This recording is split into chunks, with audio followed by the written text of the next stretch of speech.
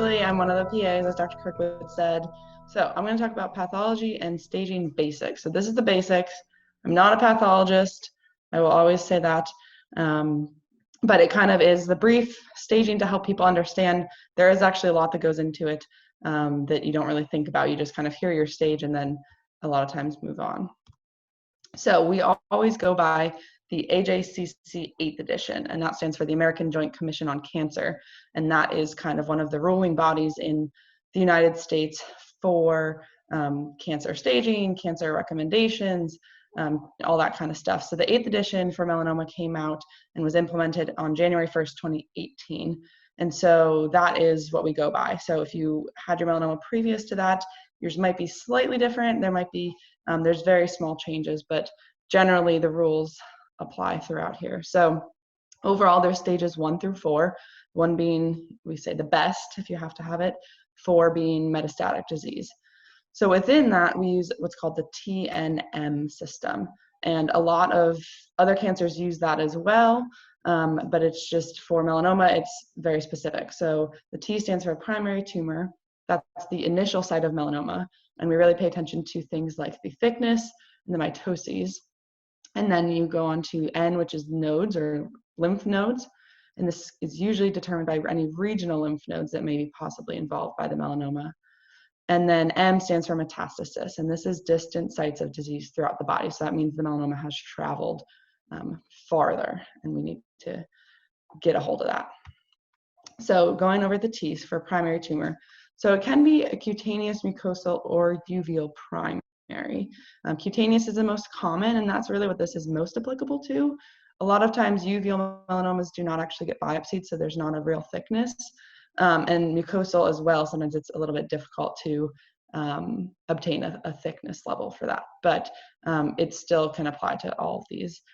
So it's all recorded to the nearest 1/10 of a millimeter. That's a slight change from 7th edition. It was to the nearest 100th of a millimeter.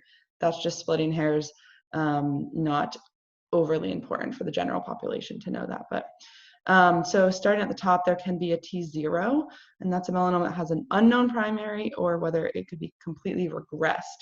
And that's something that maybe your body recognized an initial mole was bad, took care of it. So there's not really anything left to measure as far as melanoma there, but that is something that's possible. There is a TIS, and IS means melanoma in situ. And this sometimes, people will call this a stage 0 melanoma. It's not actually invasive melanoma. It does not have the ability to travel like an invasive melanoma does, but it definitely needs to be taken off of the skin. And then getting in the T1 is a melanoma that is less than or equal to 1 millimeter in thickness. That gets further split up into T1A and T1B. T1A is if it's less than 0.8 millimeters and has to be without ulceration. And then a T1B can be less than 0.8 with ulceration, or it's a 0.8 to 1 with or without ulceration. Ulceration comes into play in the fact that it is only seen on pathology. I should say that, because people will say, well, it didn't look ulcerated on my skin. That doesn't matter. It's what they see under the microscope. And that means that it's kind of gone through the top layer. The melanoma has kind of, we say, busted out, or Dr. Kirkwood always says, blew the roof off. And that is generally not as good of a sign if your melanoma has the ulceration. So then moving on to the T2, this is a 1 to 2 millimeter. Again, T2A being without ulceration, so that's better. T2B being with ulceration. T3, same thing, but it's 2 millimeters to 4 millimeters in thickness. A without ulceration, B with ulceration. And then a T4 is anything greater than 4 millimeters. So it's pretty thick. And a T4A is without ulceration, T4B with ulceration. So the highest you can have is a T4B for an initial primary tumor. This is another way of actually just looking at it. So it's just in chart form. So some people like it written out like the other slide. Other people like it in this chart form. So whatever works for you, they're both in there. This is what a typical pathology report would look like for a primary melanoma. So this is someone that maybe went to their dermatologist, said, hey, this spot looks funny, or the dermatologist said, I don't like the way this looks, take it off. This is the type of report that the physicians get. So you can see, there are identifiers, patients, information, all that. There's always the date that they collected it. There's an accession number. We like that because if we ever want to further review the pathology with some other pathologists, all that kind of stuff, that's kind of the marker of this case, if you think about it like a case number. So then it always says where it was taken from. It will say malignant melanoma. Again, that's where it could say melanoma in situ, or you can have atypical nevus, which is an atypical mole, but I obviously wanted to show everyone the melanoma, an invasive melanoma. So this person had a superficial spreading type melanoma. The Breslow thickness, let me move this one thing on my screen here, was at least 6.3 millimeters. That is very thick. That's not a good one. And then, going down there is also Clark's level. The main thing I always want to stress, Clark's level is not the stage. People panic, they see that, they hear that. That is not what that means. That is a level, they break it down within the skin. So this says Clark's level at least 4. That is not stage 4. Do not confuse those. Growth phase, vertical versus radiate, why can't I think of that? The horizontal kind of growth pattern. Mitosis, again, I said we care about. That's how rapidly the cells are trying to divide, essentially, is how many they can see in one little box on the slide. And so this one has at least 10. That is, again, very high as well. And so we like that to be lower. Ulceration for this one was not identified. And then there's some other factors as well: regression, lymphovascular invasion, perineural invasion. Those are just, again, if those were there, those would be more concerning. That means the melanoma might be invading other surrounding tissues there. And that's just locally. So, and then the last thing on the report that it always talks about is the margins.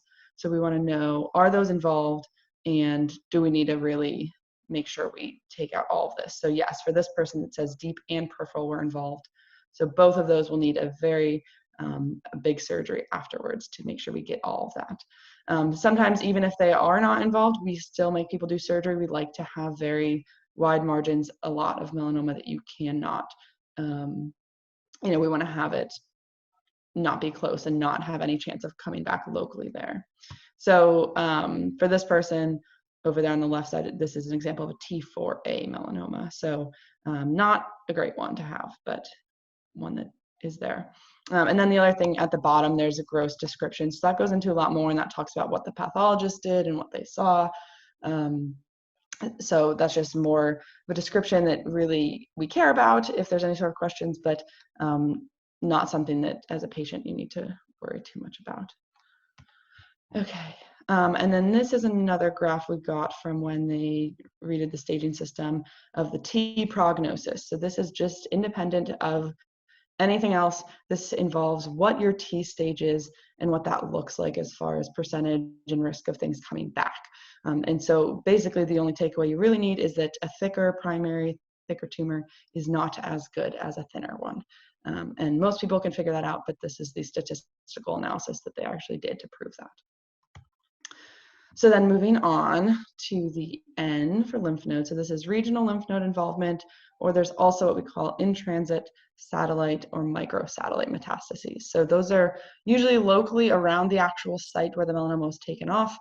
In transit means it's trying to move. So sometimes you'll see someone who had a melanoma on their leg, and then you see these little dots. They can be black, they can be red, moving up their leg, going like towards what we would call a regional lymph node basin.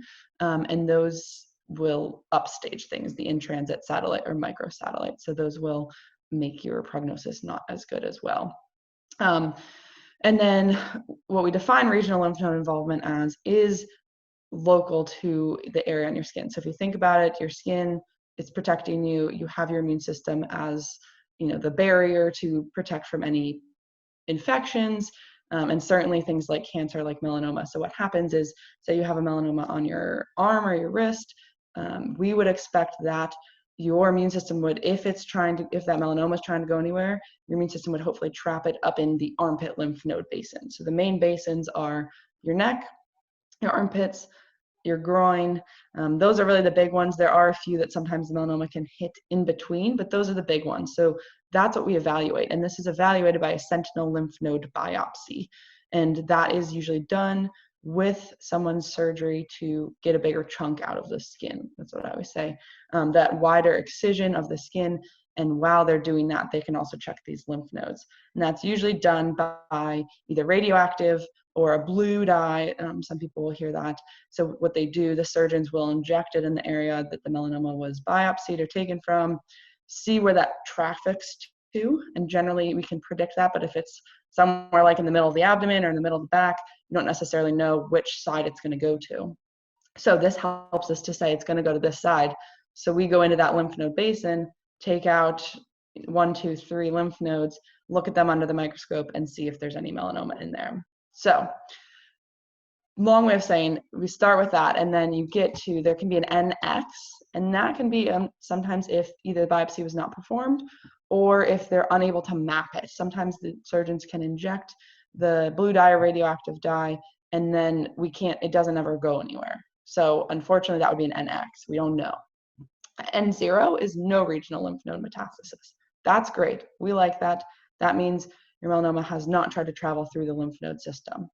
And then we go on to N1. So there's N1A, B, and C. And again, I have it written out on this slide, and I have a table on the next slide. If you don't like my writing out, the table will be there. So N1A is if you have one lymph node that's only seen on pathology. You weren't able to feel this lymph node.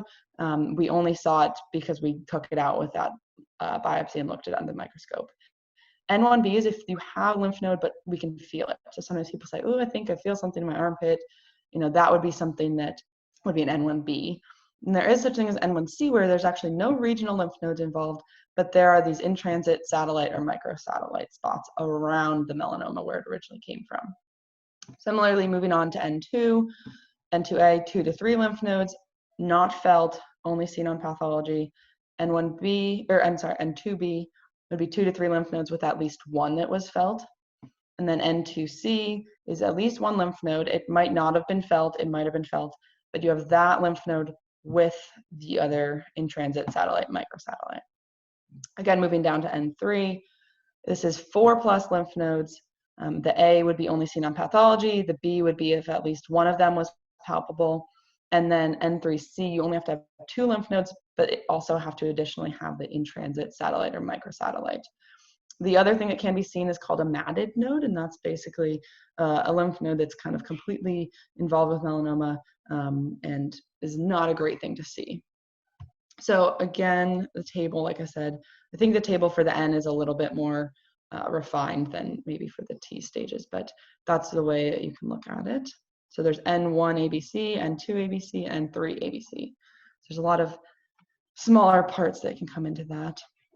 And this would be a pathology report you would see with a what we call wide excision and sentinel lymph node biopsy. So again, there's identifying stuff at the top, and there's that case number. That's always important.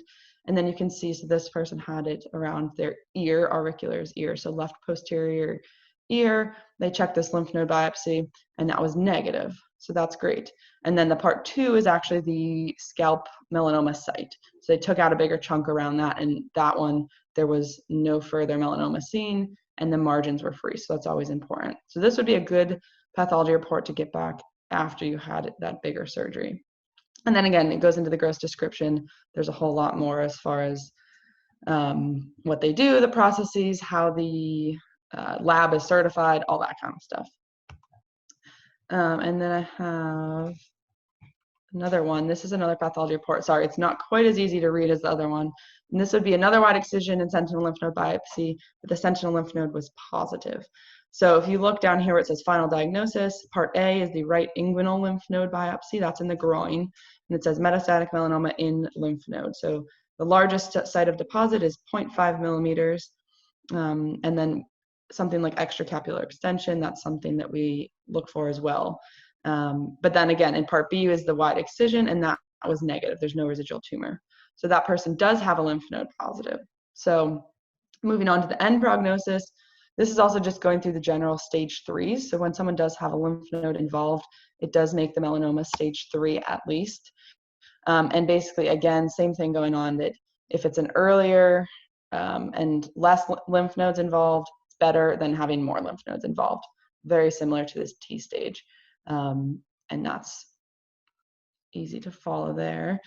Finally, getting to M, which stands for metastasis, and like I said, that is a distant site, and it's secondary malignant tumor somewhere else in the body that has traveled there. So you can have an M0, and that would be, say you have your surgery, you have a lymph node involved, we get you full body scans, there's nothing. So that's great. We like that. That means it only got to the lymph nodes, and there's no evidence of metastasis, so we like that, an M0. M1A is if the melanoma has come back somewhere like skin, and this would be skin distant to where you might have had an initial primary, or it can actually show up for the very first time there. We'll talk to that because it's a little bit more complicated. It can be in the soft tissues, muscles, or non-regional lymph nodes. So say you had a melanoma on your right leg and it was in your right groin, and then you're doing fine, and 5 years later it comes back in the left armpit. That would be a non-regional lymph node. M1B is specifically for any lung metastasis. So this would be a tumor in the lung, and it is melanoma in the lung. It is not a lung cancer. It is an M1B, and this may or may not have any of the M1A sites. Similarly, M1C is what we call non-CNS, so non-central nervous system visceral sites. Those are places like the liver, the spleen, the adrenal glands. So somewhere else throughout the body there would be an M1C. Again, may or may not have M1A or M1B as well. Then M1D is CNS, so that's central nervous system metastasis. So this would be the brain or spinal cord, and they do not have to have any of the other ones either there. And then the last thing that's in the M category that we sometimes put in there is the LDH level, and that stands for lactate dehydrogenase. This is a very non-specific tumor marker that we follow for melanoma, and basically you can denote this after the M stage. It's not super common, but it's within that staging system. We don't put it in every single note, but it's just either it's elevated or not elevated, and that they used as a prognostic factor that if it's elevated at the time of diagnosis, there are concerns that it might be kind of a worse melanoma, but we don't fall directly on that. We monitor with our treatments and everything. Another nice table for the M. So again, just kind of where those specific metastases are dictates what the M microstaging is. This would be a pathology report. For this one, it's a metastatic brain tumor. So this would be an M1D. So it just says left temporal lobe biopsy, it's metastatic melanoma. There's really not much else to throw in there, but they do, in the comments, they go through all the different stains, all the proof that they have of why this is melanoma. So, it can be lung, liver, lymph nodes. A lot of times they will correlate with other pathology reports. So in this one, I blocked it out. It says C, and then it's blocked out. That is another pathology report for the same person that they also had a lung tumor that came back as melanoma as well. So they'll correlate that for you too, but it's pretty cut and dry for metastatic. So putting it all together, the final staging, going back to the very beginning, I said we have 1 through 4 over here. Within those, we can have a stage 1A, 1B, 2A, 2B, 2C, 3A, 3B, 3C, 3D, and then 4 is just 4, pretty much. So if you look at the graph I have here on the side, it kind of puts it all together so you can pick and choose what you might have had. So if you had a T1A, N0, M0, you have a final stage 1A. That's a good one. We like that. And then similarly, you can just say if it's T2B, N0, M0, you are 2A. And then, these get grouped together as 1B, 1A, because there's a few possibilities to fit into that. In this little chart, the stage 3 just has a giant block, because we'll get into a separate chart for that. Basically, if you have any T and you have any lymph nodes, you're automatically in the stage 3 category, and we'll break that down on the next slide. And then also the same, if you have any T, any N, and you have any M as far as metastases, you're stage 4. So doesn't matter kind of quite as much, but oh, it's not the next one. Okay, the stage 3 one's in a few slides. This one first breaks down stage 1 and 2. So it breaks down that what are the possibilities for the microstaging. The microstaging is within the parentheses that you see here. What are the possibilities for the microstaging for each of these stages? So stage 1A, there's just that one possibility. You have to have a T1A, N0, and it can be an M0 or an MX. And then 1B can be a T1B or a T2A. Stage 2, again, breaks it down there. There are a few possibilities for 2A, there's a few possibilities for 2B, 2C, the only possibility is a T4B, N0, M0. And then this is another little chart that they gave us with the 8th edition that breaks down stage 1s and 2s. That again, this follows that pattern that we've seen before. Early stage, 1A, 1B, are better as far as survival rates and things like that than 2A, 2B, 2C. It starts to drop down there a little bit. So again, things to keep in mind, not to panic about, but these are general curves that we study. This is the stage 3 chart I wanted for you. Okay, so this explains the different stages, and this, it's impossible to write out all the possibilities like I did for stages 1 and 2 because there's so many. So you kind of break down and do a little table and pick. So if you had a T2B and an N1C, you're stage 3B. So you have that little key down here.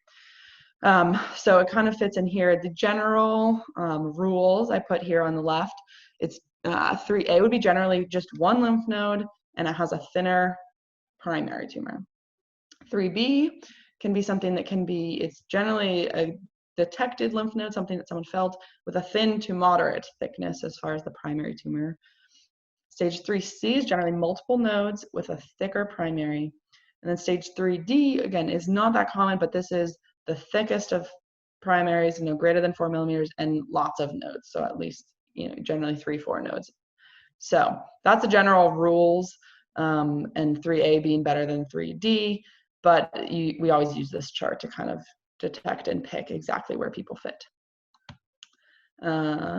So this is kind of just final reminders. There's stage 1 through 4, 1A, 1B, 2A, 2B, 2C, 3A, 3B, 3C, 3D, and kind of generally going down. The higher the stage, not as good.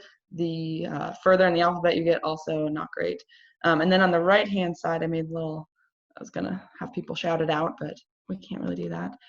Just kind of a little test for yourself. These are some of the possibilities that could get you to these final stages. So just something to look at. This is just wrapping things up. I always say knowledge is powerful. You should know your stage. You should know kind of the underlying reasons behind that. And it will help you with your own research so that you're not on there looking up treatments for stage 3 and then you're looking at 4 and then you're like, do I have 4? Do I have 3? You definitely want to know your own staging. Always discuss with your oncologist because they will be the ones that will be guiding you through this. And then remember, you're probably not a pathologist. We had one patient who was a pathologist, but most people are not pathologists. You're not going to understand every little comment in the reports if you get those at home. But it's just something to know and to think about as far as you researching your own treatments and things like that.